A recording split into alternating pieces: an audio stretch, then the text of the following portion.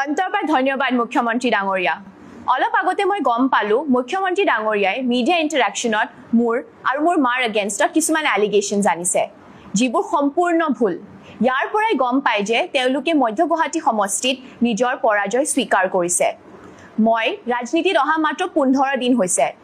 আৰু ইমান কম সময়ত মোক মধ্য গুৱাহাটীবাসী ৰাইজ আৰু অসমবাসীয়ে যি মৰম দিছে সেয়াই দেখিয়ে তেওঁলোকে ভয় খাইছে। কিন্তু তেওঁ নিজৰ মুখত মোৰ নামটো লোৱাৰ পাছত গোটেই ভাৰতবাসীয়ে গম পাব যে কুনকি চৌধুৰী কোন। গগৈয়ে গুৱাহাটী কুনকি চৌধুৰী বুলি এগৰাকী মহিলাক এজেপি প্ৰাৰ্থী দিছে। সেই কুনকি চৌধুৰীৰ মা হৈছে সুজাতা গুৰুং চৌধুৰী। তেওঁ হৈছে ছিকিমৰ মহিলা আৰু কুনকি চৌধুৰী তেওঁৰ মা। ইমানলৈকে মোৰ আপত্তি নাই, কিন্তু এই যে সুজাতা গুৰুং চৌধুৰী, তেওঁ ইনষ্টাগ্ৰামত কেইবাখনো ফটো দিছে গৰুৰ মাংস খাই। মই এখন ফটো আপোনালোকক দেখুৱাব খুজিছো। এইটো হৈছে কুনকি চৌধুৰীৰ মা সুজাতা গুৰুং চৌধুৰী। এই গৰুৰ মাংসৰ পিচটো লৈ তেওঁ গৰুৰ মাংস খাই তেওঁ আমাৰ সনাতনী লোকক প্ৰত্যাহ্বান জনাইছে। তাৰ উপৰিও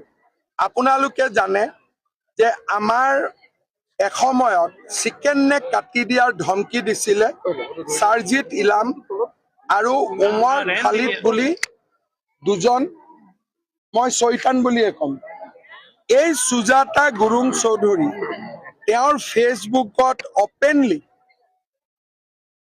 সাৰজিৎ ইলাম আৰু আমাৰ আৰু এজন চৈতান, নামটো ময়ে পাহৰি যাওঁ, আমাৰ জেলত আছে বৰ্তমান, এই গোটেই পাৰ্টিটোক তেওঁ অপেনলি সমৰ্থন কৰি উমৰ খালিদ আৰু সাৰজিল ইমামক তেওঁ সমৰ্থন জনাইছে যে ভাৰতৰ পৰা চিকেন নেকটো কাটি দিয়াটো কোনো ভুল কথা নহয়। দ্বিতীয়তে তেওঁ কৃষ্ণৰ ওপৰত কৈছিল যে ভগৱান কৃষ্ণৰ ওপৰত মোৰ কোনো আস্থা নাই। এই কুনকি চৌধুৰীৰ মাক সুজাতা গুৰুং চৌধুৰীয়ে কৈছিল আমি পাকিস্তানক ৰাজনৈতিক সাধাৰণ কথোপকথনত শত্ৰু হিচাপে ৰাখিছো, কিন্তু তেওঁলোক আচলতে শত্ৰু হয় নেকি? তাৰমানে লুৰিণজ্যোতি গগৈয়ে অসম জাতীয় পৰিষদৰ যিখন মঞ্চ, য'ত শ্বহীদৰ কেঁচা তেজ জড়িত হৈ আছে, সেইখন মঞ্চৰ পৰা এনেকুৱা এগৰাকী ছোৱালীক টিকট দিছে যোনে ভগৱান কৃষ্ণক সমালোচনা কৰিছে, গৰুৰ মাংস অপেনলি খাই ইনষ্টাগ্ৰামত ফটো দিছে আৰু সাৰজিৎ ইলাম উমৰ খালিদক ছাপোৰ্ট কৰিছে আৰু কৈছে পাকিস্তান আমাৰ এনিমি ৰাষ্ট্ৰ নহয়। এইজনে হৈছে লুৰিণজ্যোতি গগৈ। ইন্দিৰা গান্ধীৰ হাতত 860 জন শ্বহীদ মৃত্যু হৈছে। লুৰিণজ্যোতি গগৈক ইলেকশ্যন জিকাবৰ কাৰণে গান্ধী ফেমিলিৰ প্ৰয়োজন আছে। আমিতো আছুৰ নেতা লুৰিণজ্যোতি গগৈৰ দৰে জেনেৰেল ছেক্ৰেটাৰী নাছিল। যিটো আছুৰ প্লেটফৰ্মত আন্দোলন কৰি 860 জন শ্বহীদ হ'ল, তাত আমি মাতা বেলেগ কথা, গৌৰৱ গগৈয়ে মাতা বেলেগ কথা, লুৰিণজ্যোতি গগৈয়ে প্ৰিয়ংকা গান্ধীক কিয় মাতিবলগীয়া হয়? তাৰমানে MLA হোৱা আৰু MLA হৈ কোনোবা এগৰাকীক বিয়া কৰোঁ, এইটোৱে মোৰ জীৱনৰ আজি আল্টিমেট লক্ষ্য। তাৰ বাদে মোৰ জাতি মাটি ভেটিৰ প্ৰতি কোনো মৰম নাই। মই লুৰিণজ্যোতি গগৈক প্ৰত্যাহ্বান জনাম, কুনকি চৌধুৰীৰ মাকৰ বিষয়ে মই কোৱা কথাখিনি তেওঁ মোক প্ৰত্যাখ্যান কৰে। ভাল কেণ্ডিডেট মাতৃগৰাকীয়ে গো মাংস খায়, সনাতনী মাতৃগৰাকীত কিয় কৈছে? কেণ্ডিডেট গৰাকীলৈ যাওক না। কেণ্ডিডেট গৰাকীৰ লগত তেওঁৰ কথা কোৱাৰ যোগ্যতা আছে নেকি? শিক্ষা দীক্ষাৰে কিমান উচ্চ শিক্ষিত ছোৱালী, লণ্ডন স্কুল অফ ইকনমিক্স, তাৰ পৰা MBA কৰি অহা এগৰাকী ছাত্ৰী, 27 বছৰীয়া, তেওঁৰ ছোৱালীতকৈ সৰু, সেইগৰাকীৰ লগত ডিবেট কৰিব পৰা নাই। ভাল প্ৰশ্ন সুধিছে যে আজিলৈকে আৰ্টিফিচিয়েল ফ্লাড, গুৱাহাটী কৃত্ৰিম বানপানী কিয় নিয়ন্ত্ৰণ হোৱা নাই? এইটো মৌলিক প্ৰশ্ন সুধিলে হিন্দু মুছলমান আকৌ খাদ্যলৈ গৈছে। গুৱাহাটীৰ যান জঁট কিয় নিয়ন্ত্ৰণ নহয় কথা উল্লেখ কৰিছে তেওঁ মাতৃ পাকিস্তানৰ না আমি গুৱাহাটীলৈ আহোঁ মধ্য গুৱাহাটীলৈ আহক না মুখ্যমন্ত্ৰী মই মধ্য গুৱাহাটীত কিয় বানপানীৰ সমস্যা সমাধান হোৱা নাই মাটিৰ পট্টা পাহাৰ মানুহে কিয় নাপায় কিয় মূল্য বৃদ্ধি নিয়ন্ত্ৰণ কৰিব পৰা নাই গুৱাহাটীৰ যান জঁটৰ ব্যৱস্থা কিয় সমাধান কৰিব পৰা নাই মধ্য গুৱাহাটীলৈ আহক ক'ত গৈছে পাকিস্তানত মুখ্যমন্ত্ৰীয়ে নিৰ্বাচন খেলিব খুজিছে নেকি পাকিস্তানত নিৰ্বাচন খেলিব খুজিছে যদি পাকিস্তানলৈ যাওক তেওঁলোকৰ বিষয়ত আমি অসম জানো মধ্য গুৱাহাটী জানো তেওঁলোকে কোনোবা এগৰাকী বনিয়াক তেওঁলোকে প্ৰাৰ্থিত্ব দিছে বহিৰাগত বনিয়া এগৰাকী প্ৰাৰ্থিত্ব দিছে আৰু এইফালে এগৰাকী আমাৰ যেতিয়া খিলঞ্জীয়া মানুহ এগৰাকী প্ৰাৰ্থী হ'ল উচ্চ শিক্ষিত প্ৰতিভাসম্পন্ন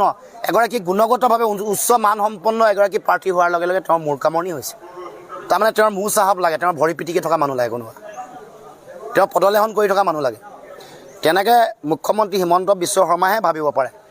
এখন গণতন্ত্ৰ ইয়াত প্ৰত্যেকৰে নিজস্বতা আছে নিজৰ চিন্তা আছে নিজৰ অধিকাৰ আছে নিজৰ মান মৰ্যাদা আছে তেওঁক কোনোবা মূৰ চাহাব পদলেখনকাৰী তেওঁ বিচাৰিব পাৰে ইয়াত তেওঁৰ আঙুলিৰ ঠাৰত সকলো মানুহে ঘূৰিব বুলি যদি ভাবিছে মূৰ্খৰ চকত বাস কৰিছে শংকিত হৈছে নেকি গুৱাহাটীৰ প্ৰাৰ্থী গুপ্তা বুলি কোৱা মানুহজনক তেওঁ দিছে সেইকাৰণে তেওঁ টনা যোৱা কৰি দিছে বাকীবোৰ যিসকলে তেওঁক জইন কৰোৱাইছিলে বিজেপি দলটোত কংগ্ৰেছৰ পৰা আনি বিৰাট দুৰ্নীতিত লুটুৰি পুটুৰি হৈ থকাৰ পিছতো ধুনীয়াকৈ ধুৱাই পখলাই যিসকলে জইন কৰিছিলে তেওঁলোককে লেং মাৰি দিলে মানে পিছফালৰ পৰা ডেগাৰ মৰা যিটো নীতি যিটো চৰিত্ৰ সেইটো হিমন্ত বিশ্ব শৰ্মাৰ তেজত আছে যিমান গুৰু আছে ডেগাৰ মাৰিছে প্ৰথম ভিগু ফুকন তেওঁক ডেগাৰ মাৰিলে দ্বিতীয় গুৰু তেওঁ প্ৰফুল্ল মহন্ত তেওঁকো ডেগাৰ মাৰিলে তৃতীয় গুৰু তেওঁ হিতেশ্বৰ শইকীয়া তেওঁকো ডেগাৰ মাৰিলে চতুৰ্থ গুৰু তৰুণ গগৈ তেওঁকো ডেগাৰ মাৰিলে তাৰ পিছৰ গুৰুজন পৰিছে যিজন মধ্য গুৱাহাটীত টিকেট নিদিলে বুজি পাইছেনে আৰু নতুন গুৰু যি আহিব তেওঁলোককো মাৰিব অমিত শ্বাহকো কেতিয়া মাৰে ঠিক নাই মোদীয়ে বাৰু জেগাটো দিয়াই নাই মোদীয়ে সুযোগ দিয়া নাই যিজন মানুহক লগ পাবলৈ এটা সময়ত ৰৈ আছিলে বেলেগক ৰিকুৱেষ্ট কৰি থাকিব লগা আছিলে ৰাম মাধৱক কেনেকৈ পিছফালৰ পৰা ডেগাৰ মাৰিলে দেখিলে নাই হিমন্ত বিশ্ব শৰ্মাই ডেগাৰ মৰাটো তেওঁ মজ্জাগতভাৱে আছে তেওঁৰ ব্লাডত ৰক্ত প্ৰবাহত তেওঁৰ যিটো জিন আছে তাত সোমাই আছে পিছফালৰ পৰা ডেগাৰ মৰা চৰিত্ৰটো ইছ্যু নাই কাৰণে এনেকুৱা বোলে কথা কৈছে নেকি ইছ্যু উত্তৰ দিয়ক মানে মধ্য গুৱাহাটীলৈ আহক কওক যে মধ্য গুৱাহাটীৰ কৃত্ৰিম বানপানী কিয় সমস্যা সমাধান কৰিব পৰা নাই মধ্য গুৱাহাটীত তেওঁলোকে গুৱাহাটীৰ মৌলিক তেওঁলোকৰ যিটো ৱেষ্ট মেনেজমেণ্ট ছিষ্টেম কিয় আজিলৈকে ঠিক কৰিব পৰা নাই গুৱাহাটীত কিয় তেওঁ পাহাৰৰ মানুহক মাটি জনজাতীয় মানুহক কিয় মাটি দিব পৰা নাই মধ্য গুৱাহাটীৰ ইছ্যুত আমি কথা বতৰা পাতিম গতিকে তেওঁ খাদ্যত কিয় লাগিছে কোনে কি খাদ্য খায় জুবিন দাইতো কৈ গৈছে কোনো ধৰ্ম নাই জাতি নাই মানুহে কি খাইছে ক'লৈ গৈছে কি ধৰ্ম লৈছে এইটো নিজৰ ঘৰৰ ভিতৰত সেইটো মাতৃত্ব এইটো তেওঁৰ স্বভাৱ যেতিয়া মই ডিবেটত তেওঁৰ কথাবোৰৰ যুক্তিৰ উত্তৰ দিওঁ মানে জুবিন দাৰ কথাক লৈ যেতিয়া তেওঁক প্ৰশ্ন উত্থাপন কৰোঁ উত্তৰ দিব নোৱাৰিলে তেওঁ মোৰ বিয়ালৈ গুচি যায় এইটোৱে তেওঁৰ চৰিত্ৰ তেওঁ ভাবিছে যে এইটো কৈ মানে পাতল কৰিব মইতো সেইটো যুক্তিতে নাযাওঁ সেইটো ডিবেটত নাযাওঁ মই এতিয়াও কৈছোঁ যে আপুনি চাৰ্টাৰ্ড ফ্লাইটত জুবিন দাৰ নচৰ দেহ আনিবলৈ গৈ চাৰ্টাৰ্ড ফ্লাইটত নানি সেইখন ফ্লাইট ব্যৱহাৰ কৰি কিয় পিতৃপক্ষ পূজা কৰিবলৈ ডেৰাডুনলৈ গ'ল মই উত্তৰ দিয়ক নাৰাইজে যিটো ষ্টেডিয়ামত ৰাখিছিলে সৰু হোজাই ষ্টেডিয়াম মাজত ৰাখিম বুলি কৈছিলে কিয় কাৰ পাৰ্কিঙত ৰাখিলে আমি জানিব খুজিছোঁ এতিয়া লাগিব নহয় সেইটো সময়ত মনে আছিলোঁ আৱেগ আছিলে কাৰণে আজিতো আমি কেতিয়াও জীৱনত এৰি নিদিওঁ তেওঁক গোটেই জীৱন এৰি নিদিম তেওঁক যিটো অন্যায় জুবিন দাক কৰা হ'ল সেইটো জীৱনত তেওঁ ইয়াৰ পিছৰ পৰা ইয়াৰ পৰা হাত সাৰি নাযায় কেতিয়াবা নিৰ্বাচন জিকিব পাৰে ডাঙৰ কথা নহয় কিন্তু তেওঁ যিবোৰ কাম কৰিলে সেইবোৰৰ বিৰুদ্ধে মাত মাতি যাম আৰু মাত মাতি আছোঁ আৰু কেতিয়াও নিষ্ঠাৰ নিদিওঁ যেতিয়ালৈকে থাকিম সামাজিক জীৱনত মানে হেমন্ত বিশ্বক গালি দিলে আমি কিন্তু এইবাৰ প্ৰশ্ন শুনক আপোনালোকৰ মিডিয়াত মই আজি কৈ দি আছোঁ এইবাৰ প্ৰথম প্ৰশ্ন 1 তাৰিখে কৰিছে এইবাৰ কিন্তু আমি বহি নাথাকোঁ দেই আপোনালোকক কৈ দিব আজি আমি বহুত ভদ্ৰকে যাব পাৰিছে নেক্সটবাৰ ইয়াৰ মালিগাঁও অঞ্চলৰ পৰা ডক্টৰ হেমন্ত বিশ্বক গালি দি কোনো যাব নোৱাৰে মই আজি কৈ দিলোঁ জনাওক মই এজনী খিলঞ্জীয়া অসমীয়া ছোৱালী মোৰ যদি অসমত নিৰাপত্তা নাই পিয়াল শংকৰদে যদি মোক ধমকি দিব পাৰে ইয়াতকৈ আৰু দুখৰ কথা কি হ'ব পাৰে আপুনি মোক কওক তাকো মুখ্যমন্ত্ৰী ডাঙৰীয়াৰ গৃহ সমষ্টিত য'ত বেটি বচাও বেটি পঢ়াও বুলি কয় মোৰ কাপোৰ ফালিছে মই আপোনালোকক লাগে নেকি মই এটা কেণ্ডিডেট মই গাড়ীত ৰেলী কৰি আহি আছোঁ আৰু মোক কোনোবাই কাপোৰ ফালি দিব টানি দিব ফালি দিব তাৰপিছতো মই ভিডিঅ'বোৰ চাব মইতো কৈছোঁ মই বাৰ কৈ আছোঁ সেইকাৰণে মই প্ৰুফ ৰাখিছোঁ ক'ৰবাত কোনোবা ল'ৰাই জেং কৰিছে কি কৰিছে সেইটো তেওঁলোকৰ কথা আৰে মই প্ৰথম কথা এখন বৰষুণত বান্ধিছিলোঁ পিছত এখন থাকি গ'ল কিন্তু পিছত মোক কোব এটা পৰিছে নপৰা নহয় কিন্তু মই এইটো কথা কওঁ মোৰ আঁঠুটো দুখ পাইছোঁ মোক মানে এনেকৈ টানি পেলাই দিছেতো এখন মই থাৰত আছিলোঁ অপেন থাৰত তো মোক কঁকালত দুখ পাইছোঁ কিন্তু মোৰ এইবোৰ ইম্পৰ্টেণ্ট নহয় ইম্পৰ্টেণ্ট হ'ল মোৰ ল'ৰাবোৰে দুখ পাইছে কাৰণ এই ল'ৰাবোৰ বহুত চব ল'ৰা কংগ্ৰেছ কৰ্মী নাছিলে বহুত নৱপ্ৰজন্মৰ ল'ৰা আজি ওলাই আহিছিলে যেতিয়া মই আপোনালোকৰ মিডিয়া গ্ৰুপত মেছেজ দিছিলোঁ যেতিয়া মই ছ'চিয়েল মিডিয়াত কৈছিলোঁ যে কাইলৈ আমি ৰেলী কৰিম বিশ্বাস কৰক মই আপোনাক এই ৰাতিকাল কৈছোঁ মই দেখি আচৰিত হৈছিলোঁ ইমান মানুহ ক'বা আহিলে গোটেই ৰেলীটো শান্তিপূৰ্ণভাৱে একদম বৰঝাৰৰ পৰা জালুকবাৰীলৈকে যিটো সঁচা সঁচা বুলি ক'ম যিটো মিছা মিছা এটা খেলি মেলি নাই একদম বৰঝাৰৰ পৰা আজাৰা হৈ ধাৰাপুৰ হৈ জালুকবাৰী সোমোৱালৈকে আদাবাৰী সোমোৱালৈকে কোনো প্ৰব্লেম নাই পাণ্ডু অঞ্চলটোত আমাৰ লগত কিয় এনেকুৱা হ'ল কি কলি বঙালী তহঁতে হাতত অস্ত্ৰ তুলি লবি আৰু আমি অসমীয়াই কি হাত সাৱটি বহি থাকিম বুলি ভাবিছ নেকি দিনে দিনে অসমৰ ৰাজনীতিত জহন্নামৰ ফালে গতি কৰিছে আপোনালোকে দেখিছে বিদিশা নেওগ কালি যিটো ঘটনা সংঘটিত হ'ল পাণ্ডুত সঁচাকৈয়ে একেবাৰে গৰিহণাৰ যোগ্য যোনেই নহওক কিয় ইয়াৰ আগতেও মই কালি পৰহি এটা ভিডিঅ' বনাইছিলোঁ আৰু সেই ভিডিঅ'টোত কৈছিলোঁ ঘটিটো লৈ আহে পুকৰ ধোৱা ঘটিটো লৈ অহা বঙালীৰ এতিয়া অসমত চলিছে দপদপনি আৰু ক'ত গ'ল জাতীয় সংগঠনসমূহ ক'ত গ'ল খুব কৈ থাকে আমাৰ বাই ভনীৰ ওপৰত অত্যাচাৰ নচলিব ক'ত গ'ল এতিয়া কাৰ মেখেলা তলত সোমাই আছে তেহেঁত এতিয়া কিয় ওলাই নাহে সেই বিদিশা নেওগ কিয় যদি কিবা ভুল কৰিছে তেন্তে হলে আইন আদালত আছে তেওঁলোকে তাত চকু নিদি পেলাই আইন আদালতৰ ওপৰত ভৰসা নাৰাখি তেওঁলোকে নিজৰ আইন নিজে হাতত তুলি কিয় লৈছে আৰু দেখিছে এজন দুজনো নহয় বহুত কেইজনক একদম মাথা চাথা ফালি কৰি কেনেকুৱা কৰিছে লগতে অকল যে পাণ্ডুতে সেইটো নহয় সকলোতে আৰু এনেকুৱা হৈ গৈছে হিমন্ত বিশ্ব শৰ্মাৰ হাতলৈ যেতিয়াৰ পৰা মানে হেৰিৰ বাঘ জৰি গৈছে মুখ্যমন্ত্ৰীৰ সেই বাঘ জৰিডাল গৈছে তেতিয়াৰ পৰা ইমান তললৈ নামিছে সঁচাকৈ ভাবিবলগীয়া আপোনালোকে এটা কথা ভাবি নাচাই কিয় তেওঁলোকৰ ওপৰ মহলৰ সকলোখিনি এখন থালতে ভাত খায় কিন্তু যি নেকি এজিপি বিজেপি কৰি পেলাই এজাক তেনেকৈ আছে তেওঁলোকে কটা মৰা কৰি নিজৰ দেহাটো ঘূণীয়া কৰাৰ বাদে তেওঁলোকৰ কিবা বাৰু লাভ হৈছেনে কেটকামান পাবি ক'ৰবাত মুটনি অকণ খাবলৈ পাবি তাত তহঁতে মানে সন্তুষ্ট নহয় জানো আৰু সেই পাবত গজা সংগঠনসমূহ খুব একদম উজনি নামনি মাৰি থাকে নহয় একেবাৰে মানে কি বুলি কয় বিহাৰীৰ দপদপনি নচলিব কিয় পাণ্ডুত সেইখিনি বিহাৰী বঙালীয়ে সেই বিদিশা নেওগক মাথা চাথা ফালিছেনে নাই তেওঁলোকে দেখিছেনে নাই নে তেওঁলোকৰ চকুত কিহবাই মুতিলে নেকি ইয়াত কিছুমান কথা ক'ব নোৱাৰি কিন্তু ক'বলৈও বাধ্য আৰু একে আচলটো কৈ নিদিও কোনে মুতিছে আপোনালোকেতো কয়ে গাঁও সমাজত কিছুমান কথা আগতে কৈ দিয়ে এতিয়া কিন্তু সেইবিলাক কথা নকয় কিন্তু ময়ো সেইখিনি ধৰি ৰাখিছো বুজাই চাগে বুজিছে বন্ধু বান্ধৱীসকল যি নেকি পাণ্ডুত সেই ঘটনা সংঘটিত হৈছে আৰু সেইটো বঙালী তাৰ কথা কি হেনা হুঁচা ইছৰাম সি মানে কি ক'ব আৰু পুকৰ ধোৱা গতিটোত যদি পানী নাখালে হয় সিহঁতক মানে কোনে পালে হয় আৰু জানে ঘটি লৈ অহা মানুহে যেতিয়া ঘপককে কিছুমান বস্তু পাই যায় তাতকে আৰু তেওঁলোকক মানে একো নালাগে তেওঁলোকে মানে কি আৰু এই এটা ৰুমতে ঘুকটি পাকটি সোমাই কৰি থকা মানুহে যেতিয়া এখন মুকলি দুটা তিনটা ৰুম পাই যায় ওপৰতে খাবলৈ পাই যায় তেতিয়া তেহেততকৈ আৰু মানে কোনো ডাঙৰেই নাই আৰু এইটো বিহাৰী বঙালী ঘটি লৈ অহা বিহাৰীটো নে বঙালীটো এইটো হেনা হুঁচা কৰি কোৱা কথাকেইটা প্ৰথমতে আপোনালোকে শুনি লওক আৰু বাৰে বাৰে মই হকাই দিছো আজি কিন্তু এনেকে যদি পাণ্ডুত চলি থাকে আমি অস্ত্ৰ ল'বলৈ বাধ্য হ'ম কিন্তু এইটো কিন্তু কথা কিন্তু ডাইৰেক্ট কথা মই কৈ দি আছো আমি কিন্তু পৰি নাথাকো আজি শান্তিপূৰ্ণভাৱে ইহঁতক যাব দিছো ইহঁতৰ কিবা গাছ ভাঙিছে নাই কিন্তু আমাৰ ল'ৰা কি কৰিছে এইটো চাকচোন আজি ব্লাড কৰি দিছে ইহঁতে আমি ৰক্ত বহাই দিম আমি কৈ দি আছো কিন্তু আজি কৈ দি আছো বিদিশা নিয়ক্ততে ভালে তাক ৰক্ত বহাই দিম মই কৈ দি আছো এইবিলাক নকৰিব কিন্তু আমাৰ কামবোৰ আমাৰ শান্তিপূৰ্ণভাৱে ইয়াতে ভোট হয় আমাৰ আজিলৈকে এইবিলাক হোৱা নাই কংগ্ৰেছক আমি উকিয়াই দিছো কেণ্ডিডেটৰ এইবিলাক তাৰ কেণ্ডিডেটৰ গাড়ী কি কৰিছে চাক আপুনি চাক কি কৰিছে চাকচোন তাক সিহঁতে ৰেলী এটা লৈ আহি আছিল আমাৰো ৰেলী এটা আহি আছে ইহঁতে আমাক গালি গালাজ কিয় কৰিব হেমন্ত বিশ্ব শৰ্মাক কিয় গালি গালাজ দিব ইহঁতকতো আমি গালি গালাজ দিব যোৱা নাই নহয় হেমন্ত বিশ্ব কিয় গালি গালাজ তাৰপিছত আৰম্ভ হ'ল আৰু কেণ্ডিডেট চাক কেনেকুৱা আমাৰ ভৰি মাৰি দি দিছে তাৰ পিছতে বেছি উত্তপ্ত পৰিস্থিতিৰ সৃষ্টি হ'ল আৰু এটা চাইডত উত্তপ্ত পৰিস্থিতি হ'লে আমিওতো বহি নাথাকো নহয় এইটোৱে কথা হ'ল এফআইআৰ আমি এতিয়া দিবলৈ যাই আছো এতিয়া আমি এফআইআৰ থানাত দিম কেণ্ডিডেট আৰু দুইজন আছে আমি চিনাক্ত কৰিছো সিহঁতৰ এগেইনষ্টত আমি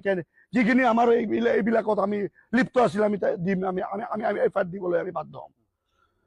মানে হেমন্ত বিশ্বক গালি দিলে আমি কিন্তু এইবাৰ প্ৰশ্ন শুনক আপোনালোকৰ মিডিয়াত মই আজি কৈ দি আছো এইবাৰ প্ৰথম প্ৰশ্ন 1 তাৰিখে কৰিছে এইবাৰ কিন্তু আমি বহি নাথাকো দেই আপোনালোকক কৈ দিব আজি আমি বহুত ভদ্ৰকে যাব পাৰিছে নেক্সট বাৰ ইয়াৰ মালিগাঁও অঞ্চলৰ পৰা ডক্টৰ হেমন্ত বিশ্বক গালি দি কোনো যাব নোৱাৰে মই আজি কৈ দিলো জনাওক একদম বাচ্চা ক'বই নহয় তেখেতে এতিয়া ঘৰত যাই পেলাই মা দেউতাকৰ গালিয়ে খাব মাৰে খাব এইখিনিয়ে ক'লো যে আমাৰ এইটো ন্যায় লাগে আমি আহিছো আমি এটা এজাহাৰ দিলে আমাৰ মণ্ডল প্ৰেচিডেণ্টক আমি জনালো নাই এইবিলাক আহে নাই আমাৰ মানুহবিলাক ওলাই আছিলে ক'লো তেতিয়া দাদাৰ নামত এটা ক'বই লাগে যে ভাৰতীয় জনতা পাৰ্টি জিন্দাবাদ কৈ আছিলে তেখেতে অপোজিট কিবা এটা উল্টা পাল্টা যি কংগ্ৰেছ জিন্দাবাদ দাদা মুৰ্দাবাদ দাদা গালি পাৰি আছিলে দাদাক গালি পাৰিব আমাৰ পাণ্ডুত আহি পেলাই আমিতো এইটো সহ্য নকৰো হয় আমি বিজেপিক ভাল পাওঁ অন্তৰৰ পৰা ভাল পাওঁ আমাৰ দাদা বিজেপি ভাল পাওঁ এইটো ফাৰ্ষ্ট কথা তো শ্লোগান দি পেলাই ওলাব সিহঁতেতো চিমে ছাৰক গালি পাৰি পাৰি আহি আছে না যে বিজেপি মুৰ্দাবাদ দাদাই মুৰ্দাবাদ তো দাদাৰ মুৰ্দাবাদ আমি কি শুনিম দাদাক আমি অন্তৰৰ পৰা ভাল পাওঁ বোলে আৰু ইহঁতে কাজিয়া মটিভ লৈ আহিছে মই আপোনাক জনালোৱে যে আজিৰ ডেটত সিহঁতে কিয় ৰেলীখন ওলালে ঠিক আছে ওলাইছে ভাল কথা কিন্তু কালিৰ ডেটো আছে পৰীক্ষা আছিলে আমাৰ আজি সভা আছিলে সভাখন শেষ হৈ আমাৰ বাইদেউ ঘৰত গ'লে শেষ হোৱাৰ পিছতে সিহঁতে আহিছে যেতিয়া আছিল যেতিয়া বাইদেউ আছিলে তেতিয়াতো অহা নাই সিহঁতে পুৰা ৰখি আছিলে প্লেনিং মটিভ পুৰা প্লেনিং এইটো পুৰা পলিটিকেল এইটো এটা প্লেনিং বনাই পেলাই সিহঁতে আছিলে যে সিহঁতৰ ওপৰত এনেকুৱা এটেক কৰিম মই এজনী খিলঞ্জীয়া অসমীয়া ছোৱালী মোৰ যদি অসমত নিৰাপত্তা নাই পিয়াল শংকৰদেৱে যদি মোক ধমকি দিব পাৰে ইয়াতকে আৰু দুখৰ কথা কি হ'ব পাৰে আপুনি মোক কওক তাকো মুখ্যমন্ত্ৰী ডাঙৰীয়াৰ গৃহ সমষ্টিত য'ত বেটি বচাও বেটি পঢ়াও বুলি কয় মোৰ কাপোৰ ফালিছে মই আপোনাক লাগে নেকি মই এটা কেণ্ডিডেট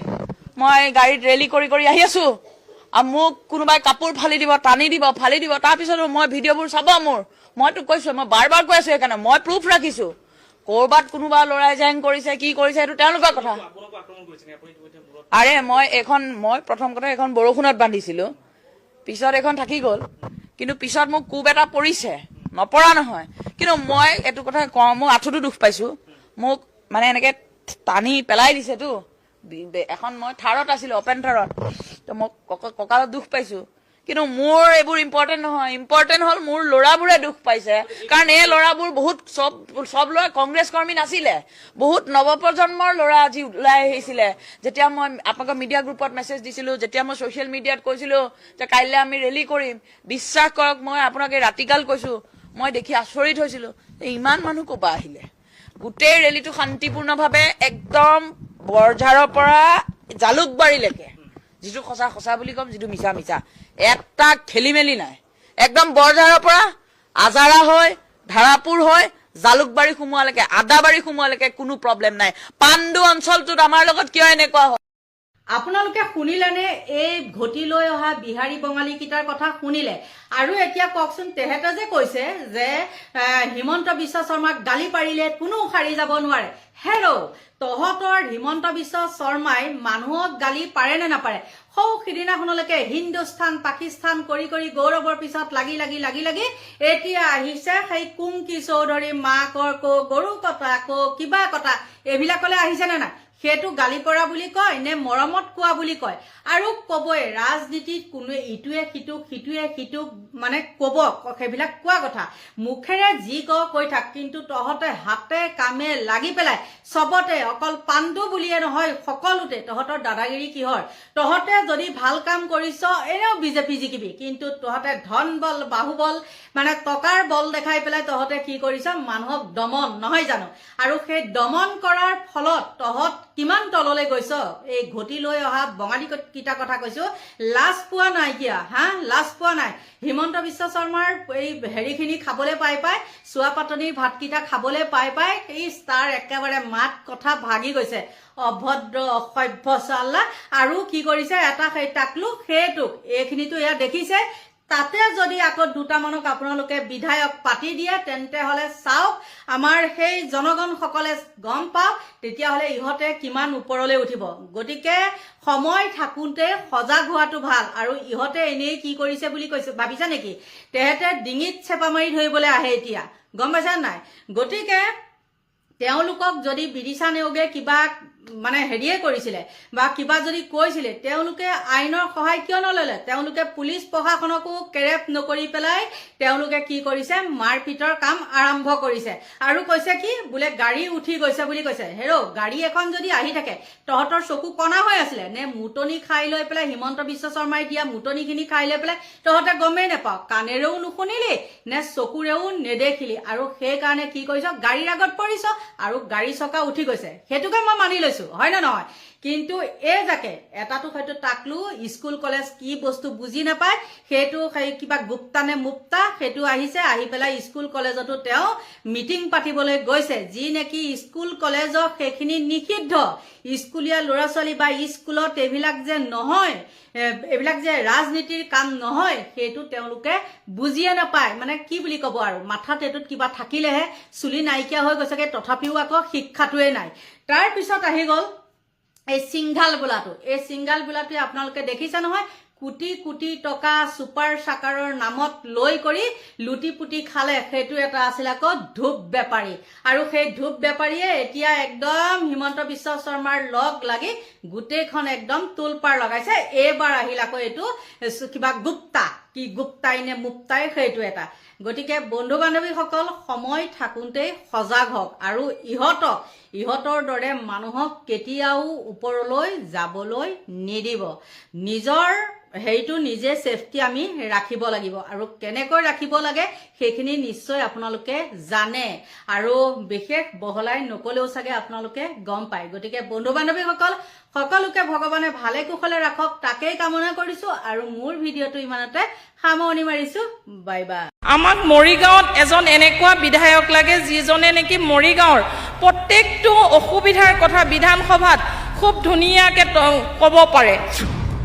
আৰু এজন শিক্ষিত উচ্চ শিক্ষিত ভাল এজন ব্যক্তি আমি মৰিগাঁৱৰ পৰা পাইছো তাৰ বাবে আমি মৰিগাঁওবাসী হৈ গৌৰৱ অনুভৱ কৰিছো ঠিক এতিয়াও তেনেকুৱা এটা পৰিস্থিতি হৈ গৈছে য'ত নেকি 200 লাখ কোটি টকা ধাৰত আমাক অসমবাসীক ডুবাইছে আৰু তেওঁলোকে 1250 টকা মানে এজনী মহিলাৰ দিনটোৰ হাজিৰা 41 টকা এইখিনি কৰি আমাৰ মানুহখিনি গম পাইছে বুজি পাই উঠিছে যে আমাক কণা হাঁহক পতান দি ৰাখিছে যে অসমত এটা পৰিৱৰ্তন লাগে মানুহবোৰ শান্তিত জীয়াই থাকিব লাগে সাম্প্ৰদায়িক সংঘৰ্ষ এইবিলাক যিমান বাতাবৰণ সৃষ্টি কৰিছে এইবোৰ আচলতে বহুত দুৰ্ভাগ্যজনক এই মুহূৰ্তত আমি নিৰ্বাচনী খবৰ ল'বৰ বাবে আমি মৰিগাঁও বিধানসভা সমষ্টিত আহি উপস্থিত হৈছোঁ আৰু মৰিগাঁও বিধানসভা সমষ্টিত যিগৰাকী বিৰোধী ঐক্য মঞ্চৰ যিগৰাকী প্ৰাৰ্থী বাণীকান্ত দাসৰ হৈ এতিয়া তেখেতৰ ভোট ভিক্ষা কৰিবৰ কাৰণে ভোট খুজিবৰ কাৰণে আচলতে মহিলাসকল একত্ৰিত হৈ ডোৰ টু ডোৰ ঘৰে ঘৰে তেখেতলোকে গৈছে আৰু তেখেতলোকৰ মনৰ কথা জানিবৰ কাৰণে বা এই মহিলাসকলে বাণীকান্ত দাসক জয়ী কৰিবৰ কাৰণে কি পৰিকল্পনা কৰিছে কেনেধৰণে তেখেতলোকে কষ্ট কৰিছে সেই সন্দৰ্ভত আমি কথা পাতিবৰ কাৰণে চেষ্টা কৰিম বাইদেউসকল আছে মই যিহেতু গুৱাহাটীৰ পৰা মৰিগাঁৱলৈ আহিছোঁ আপোনালোকে মৰিগাঁৱৰ আপোনালোকৰ প্ৰাৰ্থীগৰাকী বাণীকান্ত দাস ডাঙৰীয়াক জয়ী কৰাবৰ কাৰণে আপোনালোকে এই মুহূৰ্তত প্ৰচাৰ অভিযান অব্যাহত ৰাখিছে কি ক'ব বিৰোধী ঐক্য মঞ্চৰ ফালৰ পৰা এবাৰ মৰিগাঁও 54 নং সমষ্টিৰ পৰা বাণীকান্ত দাস ডাঙৰীয়াক প্ৰাৰ্থিত্ব প্ৰক্ষেপ কৰিছে তেওঁ হৈ আমি বিশেষকৈ মই কংগ্ৰেছ দলক নেতৃত্ব কৰি আহিছোঁ কংগ্ৰেছ দলৰ মানুহখিনিৰ লগতে জাতীয় পৰিষদৰ মানুহখিনিও আমাৰ লগত আছে আমি কংগ্ৰেছে গোটেই মানুহবোৰ ওলাই আহিছোঁ দলে বলে কেৱল মৰিগাঁওখনৰ উন্নয়নৰ স্বাৰ্থত আমি 10 বছৰে আমি বিভিন্ন মানুহৰ লগত কথা পাতিছোঁ বা আমি জানো নিজেও ভুক্তভোগী মৰিগাঁৱত বহুত বস্তু আমি হেৰুৱাব লগা হৈছে আমি কিছুমান সা সুবিধা পোৱা নাই এতিয়া আপোনালোকে আজি এই পাকা ৰাস্তাটোত লৈছে বুলিহে আমি গলিয়ে নিৰ্বাচনী প্ৰচাৰত সোমাইছোঁ ঘৰে ঘৰে গৈছোঁ মানুহৰ লগত মানে মতৰ আদান প্ৰদান কৰিছোঁ মানুহে আমাক খুব ভাল ৰেছপন্স দিছে কিন্তু আমি ৰাস্তাবোৰত যে গৈছোঁ এতিয়াও আমি কাপোৰ দাঙি যাব লগা হৈছে ইমান উন্নয়নৰ ফুপুলাৰ স্বৰূপ এটা ৰাস্তাত আমি দেখিছোঁ গতিকে এইবিলাকৰ ওপৰত খুব উজাৰিছে ৰাইজে আৰু বাণীকান্ত দাস ডাঙৰীয়াৰ বাবে আমি গোটেই কংগ্ৰেছ কৰ্মীসকলে একত্ৰিত হৈ আমি আজি যে এই ৰাস্তাত আছোঁ ঘৰে ঘৰে গৈছোঁ কষ্ট কৰিছোঁ কেৱল মৰিগাঁৱৰ উন্নতিৰ কাৰণে মৰিগাঁওখনত এটা পৰিৱৰ্তন লাগে আৰু পৰিৱৰ্তনৰ স্বাৰ্থত আমি তেনেকৈ আগবাঢ়ি আহিছোঁ আৰু তেনেকৈ আমি ৰেছপন্সো পাইছোঁ ৰাইজৰ পৰা তেনেকৈ আমি আগবাঢ়ি কাম কৰি গৈ আছোঁ। বুজিবৰ কাৰণে বিচাৰিম যিহেতু মৰিগাঁও যিগৰাকী বৰ্তমানৰ বিধায়ক যিটো 10 বছৰ আপোনালোকে পালে, সামাজিক মাধ্যমতো দেখিছোঁ বিভিন্ন বাতৰি হৈছে তেখেতৰ যথেষ্ট বয়স হৈছে বুলি কৈছে, গতিকে এই ক্ষেত্ৰত আপোনালোকে কিবা ক'ব নেকি যে বয়সৰ এটা চাপ পৰাৰ লগে লগে এক্টিভিটিৰ ক্ষেত্ৰত কিবা প্ৰভাৱ পৰিব বুলি আপোনালোকে ভাবে নেকি? সেইটোৱে কওঁ,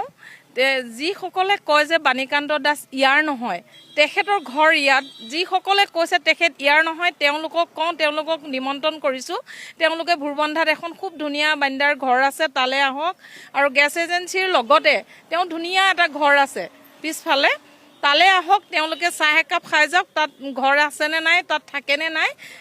তেওঁলোকে দেখি যাব, সেইটো ক'লোঁ। আৰু দ্বিতীয়তে হ'ল, মই প্ৰথমতেই কৈছিলোঁ যে আমি কংগ্ৰেছ দলৰ মানুহখিনিয়ে যে ইমান ওতঃপ্ৰোতভাৱে দেহা উজাৰি কাম কৰিছোঁ, ইয়াৰ মেইন কাৰণটোৱে হৈছে গোটেই অসমত আমি এটা শান্তি আৰু পৰিৱৰ্তন বিচাৰিছোঁ। যিখিনি সময়ত শিক্ষাৰ নামত 8,000 স্কুল বন্ধ কৰি দি মদৰ দোকান খুলি দিছে চৰকাৰে, যিখন চৰকাৰ বিগত চৰকাৰ আছিলে, যিখিনি সময়ত মানুহে মানে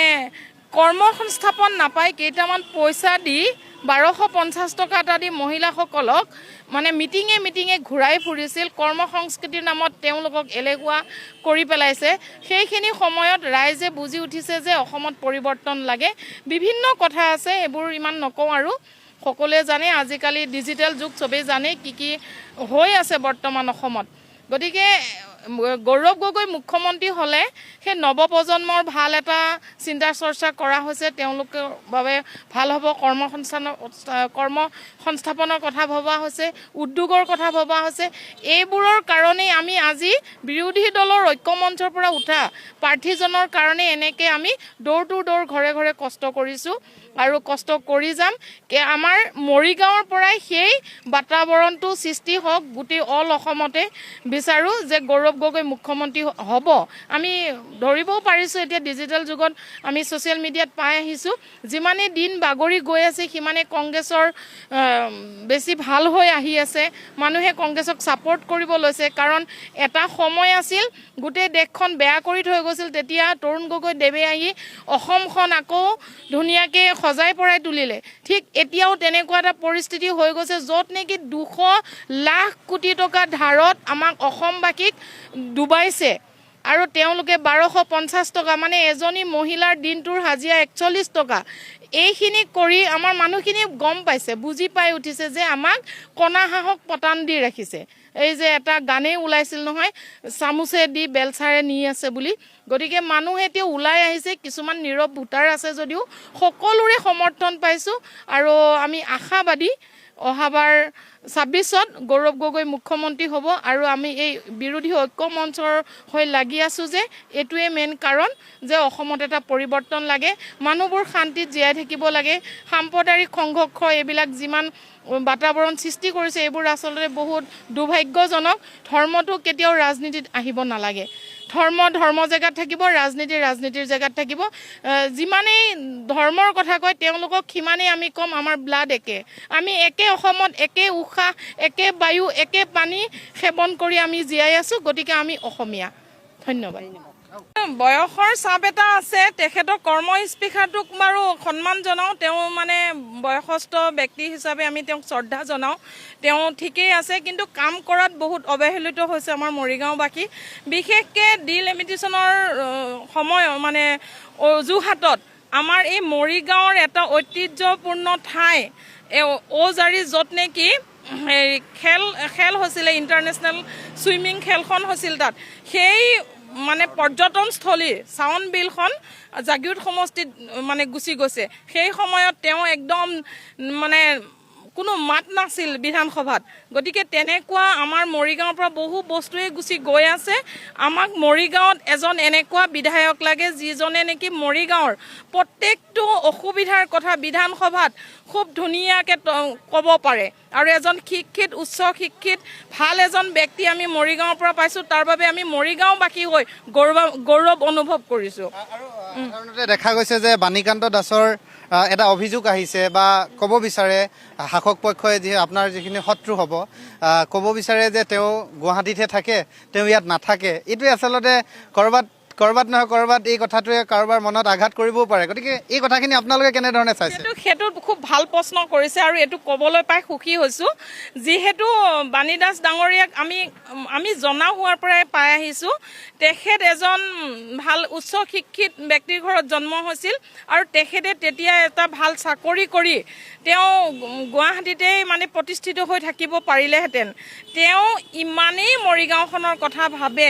মৰিগাঁওখন একেবাৰে পিছপৰা অঞ্চল আছিল। তেতিয়া তেখেতে চিনেমা কৰিছিলে, সেইটো আমাৰ অসমবাসীয়ে জানে, মৰিগাঁওবাসীয়েতো জানেই। তেখেতে যে চিনেমাবোৰ কৰিছিলে, এই মহাৰথী, কাদম্বৰী, সেয়া মৰিগাঁও, এই ভোৰবান্ধা এনেকুৱা ধৰণৰ দলং ঘাটৰ সমস্যাবিলাক লৈয়েই তেওঁ কৰিছিলে চলচ্চিত্ৰ নিৰ্মাণ, যাতে মৰিগাঁৱত কিবা পৰিৱৰ্তন আহে। তেওঁ যিহেতু সেই পৰিৱৰ্তন কৰিব নোৱাৰিলে, তাৰোপৰি এইখিনিতে আৰু এটা কথা কওঁ, তেওঁ উচ্চ শিক্ষিত হোৱাৰ উপৰিও তেওঁ ভাল যোগ্যতা সম্পন্ন এজন প্ৰভাৱশালী প্ৰতিভা সম্পন্ন ব্যক্তি। তেওঁতো ভাল চাকৰি পালেহেঁতেন, কিন্তু তেওঁ নিজে চাকৰি কৰি নিজে চলাৰ কথা নাভাবি তেওঁ এটা গেছ এজেঞ্চি কৰিলে। সেই গেছ এজেঞ্চিত আজি 200ৰো অধিক মানুহে কাম কৰি খাই আছে। এইখিনিতে মই ক'ব বিচাৰোঁ, বেলেগক সমালোচনা নহয়, আজি তেওঁলোকে ক'ব বিচাৰে চৰকাৰ মানে প্ৰভাৱশালী মানুহ, তেওঁলোকৰ নিচিনা আৰু ডাঙৰ মানুহ নাই, তেওঁলোকৰ নিচিনা মানে ক্ষমতাশালী নাই। তেওঁলোকৰ দিনত আজি 10 বছৰে চাওক কুহতলিত কিমানখিনি মানুহ মৃত্যু হৈছে, কেৱল কৰ্মস্থান ইয়াতে নাপায়, তেওঁলোকে মণিপুৰত কৰ্ম কৰিব গৈ সেই মানুহখিনি মৃত্যুমুখত পৰিছিল। আমি তেতিয়া তেওঁলোকৰ ওচৰত খবৰ ল'ব গৈ আমি মৰ্মাহত হৈছিলোঁ। এইবোৰ কিয় হৈছে? কাৰণ আমাৰ ইয়াতে যদিও চৰকাৰ আহিছিলে, বিজেপি চৰকাৰ কৰিছে, ওপৰতো বিজেপি তলতো বিজেপি, তেওঁলোকে ইয়াত এটা ইণ্ডাষ্ট্ৰি কৰিব পৰা নাই। কিন্তু বাণী দাস ডাঙৰীয়া তেওঁ নিজাভাৱে যিখিনি কৰিছে, অন্ততঃ 200জন মানুহক সংস্থাপন দিছে। আৰু তেওঁ যিখিনি কৰিছে, এতিয়া তেওঁ যিটো মনৰ ভাৱ, তেওঁ ৰাইজক লৈ কেনেকৈ সপোন দেখিছে, আমাৰ এইখন যিখন উলিয়াইছে এই শ্বেতপত্ৰ, ইয়াত চালে গম পাব আৰু আমিতো গমেই পাওঁ। গতিকে সেইবোৰ আপোনালোকে দেখিব। তেওঁ খুব ভাল শুদ্ধ চিন্তা লৈ মৰিগাঁও উন্নয়নৰ কাৰণে আহিছে। আমি খুব গৌৰৱান্বিত। কিমান আশাবাদী? বহুত আশাবাদী। ৰাইজে তেওঁক ভাল পাইছে আৰু মানুহে আমাক খুব ৰেছপন্স দিছে, ভাল লাগিছে সেইকাৰণে। এইটো আমি দেখা নাই একচুৱেলি। আমি যোৱাকালি ৰাতিৰ পৰা ইয়াত 2খন পোষ্টাৰ আছিলে, ইয়াত এটা আছিলে আৰু ইয়াত এটা আছিলে, 2খন পোষ্টাৰ আছিলে। তো কালি ৰাতি আমি চাইছিলোঁ। তো চোৱাৰ পাছত আজি ৰাতিপুৱা এটা ইয়াত ছিঙি পেলোৱা হৈছে আৰু এটা থাকি গ'ল, কিন্তু কোনে লগাইছে এইটো আমিও নাজানো। সেইটো কাৰণে আমি নিজেও ভাবিছিলোঁ যে এবাৰ এইটো লৈ আমাৰ দাদাকো ক'ম যে এইটো এবাৰ তদন্ত কৰাৰ কাৰণে, আমাৰ চিলাইটো দাদাক এবাৰ ক'ম যে এইটো তদন্ত কৰাৰ কাৰণে এইটো কোনে কৰিছে। এইটো ইয়াত লিখিছে যেনেকুৱা আপোনাৰ জুবিনৰ ন্যায় নাই, বিজেপিৰ ভোট নাই। তো এইটো লিখাটো কোনে লিখিছে, কোন পাৰ্টিয়ে লিখিছে, এইটো আমি ক'ব নোৱাৰোঁ,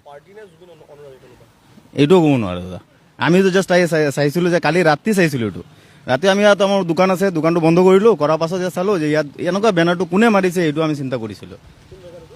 এইটো বিষ্ণুপল্লী, হোজাই বিষ্ণুপল্লী। 2খন আছিলে ইয়াত। মই কালি ৰাতি দেখা পালোঁ, যেতিয়া মই দোকানটো বন্ধ কৰিলোঁ, তাৰপিছত চালোঁ যে ইয়াত এখন বেনাৰ লগোৱা আছে ইয়াত। এইটো বেনাৰটো চালোঁ আৰু আজি ৰাতিপুৱা চালোঁ যে ইয়াত আৰু এটা আছিলে, এইটো পিছত হেৰি কৰা হ'ল, এইটো ছিঙি দিয়া হ'ল। এইটো দেখা নাই দাদা, মই চালোঁ যে ইয়াত ছিঙি পেলাই আছিলে, ইয়াত পেলোৱা আছে। এইটো এনেতো হোজাইত একো প্ৰভাৱ নপৰে এইটো, কাৰণ আমাৰ যি চৰকাৰ আছে, চৰকাৰতো ক'লে যে জুবিনৰ ন্যায়টোতো হ'বই। আৰু এনেকুৱা লাগাই কিনি আকৌ মতলব মানুহৰ মাজত এটা বিভ্ৰান্তি সৃষ্টি কৰাটো বেয়া কথা, এইটো কৰিব নালাগে। মই পূৰা গোটেই অসমত কৈ আছোঁ যে এইবিলাক পোষ্টাৰ জুবিনক লৈ কৰিব নালাগে, বিজেপি হওক বা কংগ্ৰেছ হওক, এইবিলাক কৰিব নালাগে। আৰু কোনো মানুহে যদি এইটো কৰিছে, ভৱিষ্যতে অসমত জুবিন লৈ ৰাজনীতি কৰিব নালাগে। জুবিন আমাৰ জান প্ৰাণ হয়, এইটো আমি সকলোৱে জানো। আৰু জুবিনক লৈ এইবিলাক ৰাজনীতি কৰিব নালাগে, এইটো আমাৰ আহ্বান। যোৱাকালিৰ পৰা দেখি আছোঁ ইয়াত বেনাৰখন লগাই আছে, কোনোবাই লগাইছে, আমি দেখা নাই। ভাল বেয়া এইটো আমি কি ক'ম, কোনোবাই লগাইছে, কি এইমছ লৈ লগাইছে আমি নাজানো নহয়। এইটো বৰদলৈ কলনী, বিষ্ণুপল্লী নহয়, বৰদলৈ কলনী, এইটো গোপীনাথ বৰদলৈ ৰোড, এইটো হয়।